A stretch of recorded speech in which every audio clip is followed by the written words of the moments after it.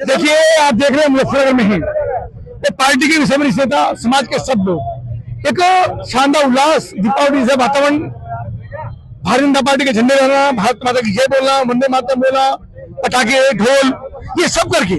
और हम सबके लिए पसंदीदा विषय है कि पश्चिम बंगाल के अंदर जो आतंक की सरकार थी, गुंडे की सरकार थी, लगातार जजों की हत्याएं, व्यापारियों की हत्याएं, कार्यकर्ताओं की हत्याएं, पुलिस की पिटाई, और बिल्कुल ऐसा वातावरण वहां पर था कि तानाशाही वहां पर चलती थी।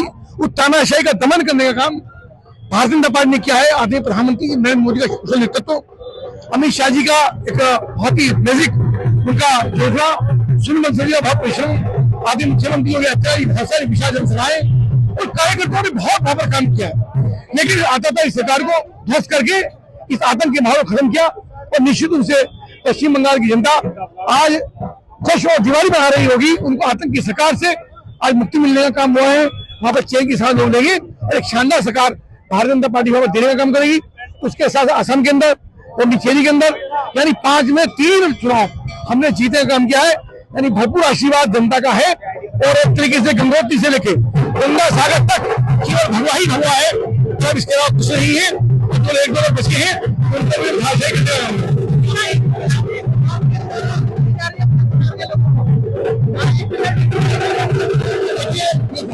प्रधानमंत्री मोदी जी ने तो लोगों को जाकर के और ये माहौल बनाने का काम किया। एक गरीब की दुकान में जाकर के एक कार्यकर्ता का उत्साह किया और पूरे देश में प्रचारित प्रसारित होगी। हमने भी इसको प्रसाद के रूप में बांट करके लोगों का उत्साह वर्धन किया है। और लड्डू से ज्यादा लोग इसको खा रहे हैं, क्योंकि प्रधानमंत्री ने इसको खाने का और खिलाने का काम किया। और एक गरीब की आवाज बनकर के खड़ी हुई है। और सामान्य व्यक्ति के लिए बहुत एक छोटा हाथ होना तो पूरे भोजन का काम करता है। तो छोटी छोटी चीजें हैं जब प्रधानमंत्री जिसको छू देते हैं, जिसका नाम ले देते हैं, वो बैंड बन जाता है। तो प्रधानमंत्री इसको प्रोत्साहित करने का काम किया और बहुत बड़ा आज उल्लास है। अन्य प्रदेशों की चीजें बड़ी जीती है इसलिए है कि पश्चिम बंगाल में पहली बार भारतीय जनता पार्टी की सरकार बनी है। और श्यामा प्रसाद मुखर्जी जो जनसंघ के संस्थापक थे, उनका जन्म यहीं पर हुआ। रविन्द्रनाथ टैगोर उनकी कर्मस्थली और सनातन संस्कृति के ध्वजवाहक के रूप में आज ये जो प्रचंड जीत हुई है, निश्चित रूप से ये पूरे देश को ऊर्जा देने का काम करे। 1951 में जनसंघ की स्थापना हुई थी। श्यामा प्रसाद मुखर्जी पहले अध्यक्ष थे।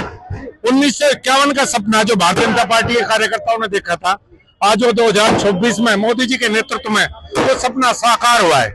पूरे देश के भाजपा कार्यकर्ताओं की एक इच्छा थी कि एक बार भगवा ध्वज, भाजपा का ध्वज पश्चिम बंगाल में फहरा जाए। 5 में से 3 प्रदेश हमने जीते हैं।